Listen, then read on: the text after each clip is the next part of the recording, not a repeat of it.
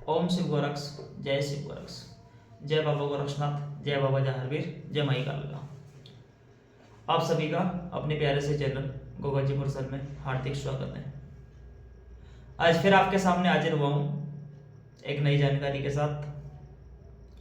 आपको जानकारी अच्छी लगती हो तो वीडियो को लाइक, कमेंट, शेयर करना। यदि आपने सब्सक्राइब नहीं किया है तो चैनल को सब्सक्राइब कर लेना, क्योंकि जो भी नई जानकारी चैनल के माध्यम से अपडेट आपको तुरंत मिल जाए। फेसबुक से देख रहे हैं तो चैनल को फॉलो कर लेना, क्योंकि यहाँ मैं आपको अध्यात्म से संबंधित जानकारी समय समय पर ला रहा हूँ। दिन प्रतिदिन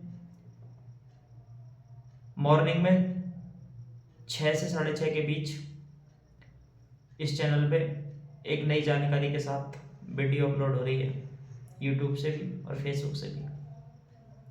आज जिस विषय की मैं आपसे बात करने वाला हूँ ना, उस विषय का नाम है साधना से पहले क्या नियम हमें करने आवश्यक है।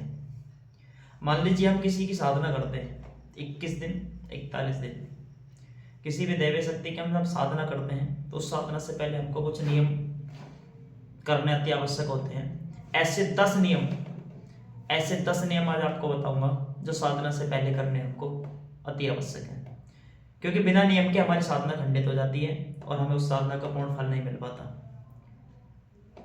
तो चलिए शुरुआत करता हूं। सबसे पहला नियम कौन सा होता है? पहला नियम होता है कि साधक जो साधना कर रहे हैं, साधक को गुरु धारण करना अति आवश्यक होना चाहिए, क्योंकि बिना गुरु के यदि हम कोई भी साधना करते हैं और वो सिद्धि हमको प्राप्त होती है तो वह स्थायी नहीं रहती। साधना से पहले हमारे पास गुरु होना अति आवश्यक है। बिना गुरु के कोई भी साधना ना करें। दूसरा, साधना काल में ब्रह्मचर्य का पालन करना चाहिए। ब्रह्मचर्य के पालन किए बिना जब हम साधना करते हैं तो हमारी साधना खंडित हो जाती है।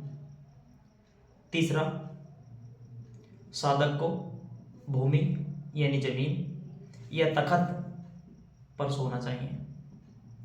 ऐसा नहीं होना चाहिए कि हम साधना कर रहे हैं, हमारी अखंड ज्योत जल रही है, 41 दिन की हम साधना कर रहे हैं और खाट के ऊपर शयन कर रहे हैं। नहीं, हो सके तो जहां हमारी ज्योत जल रही है, जिसकी हम साधना कर रहे हैं, वहीं भूमि पर, जमीन पर शयन कीजिए। अन्यथा पेट पे प्रॉब्लम है, किसी कारणवश से नहीं लेट पा रहे, तो आप तखत का यूज कर सकते हैं। नंबर 4, तामसिक पदार्थों का सेवन ना करें। तामसिक पदार्थों का सेवन हमें नहीं करना चाहिए। नंबर 5, साधक को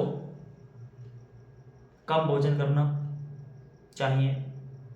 जब हमारी साधना चल रही है तो भोजन हमको कम करना चाहिए। नंबर 6,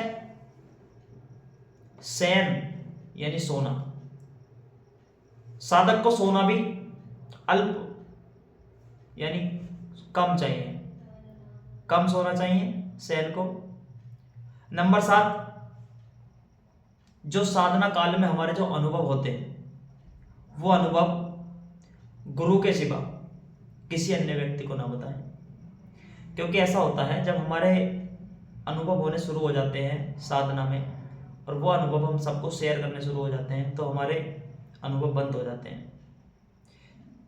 क्योंकि स्वप्न की दृष्टि हमको प्राप्त होने लगती है और स्वप्न के माध्यम से आपको जब अनुभव मिलते हैं, उस अनुभव को हम सबको शेयर करते हैं, तो वो हमारे बंद हो जाते हैं। तो ये आपको गलती नहीं करनी चाहिए कि गुरु के सिवा हर किसी को अपने अनुभव बताते रहना चाहिए। नंबर 8, जो हम मंत्र जाप कर रहे हैं, मंत्र जाप में रुद्राक्ष की माला का ज्यादातर प्रयोग करना चाहिए। नंबर 9, ऐसा नहीं होना चाहिए कि हम साधना कर रहे हैं, नियम कर रहे हैं और किसी पराई स्त्री को देखकर हमारे अंदर की जो वासना है वो जागृत हो रही है, हमारे अंदर गंदे विचार चल रहे हैं। ब्रह्मचर्य के साथ साथ मन से भी हमको ब्रह्मचर्य का पालन करना चाहिए। और नंबर 10, जो हम मंत्र जाप कर रहे हैं उस मंत्र को शुद्धता से और कंठस्थ तरीके से पहले उसको याद कर लें। मंत्र का उच्चारण सही होना चाहिए। यदि हम मंत्र का उच्चारण गलत तरीके से करते हैं तब भी हमारी साधना का पूर्ण फल हमको नहीं मिल पाता और हमारी साधना व्यर्थ चली जाती है। तो ये थे छोटे से नियम जो हमें साधना से पहले एक साधक को करने अति आवश्यक है।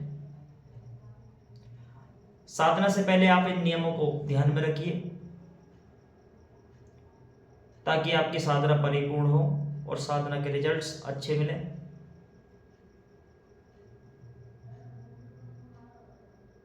शिव गोरख दरबार, ग्राम पुरसल, तहसील हसनपुर, जिला अमरोहा। प्रत्येक रविवार को निःशुल्क दरबार लगता है। यदि आप किसी भी समस्या से पीड़ित हैं, दरबार आना चाहते हैं तो आप दरबार आ सकते हैं। जय बाबा गोरक्षनाथ, जय माई कालिका, समस्त बागड़ी की सरकार आपकी जय हो।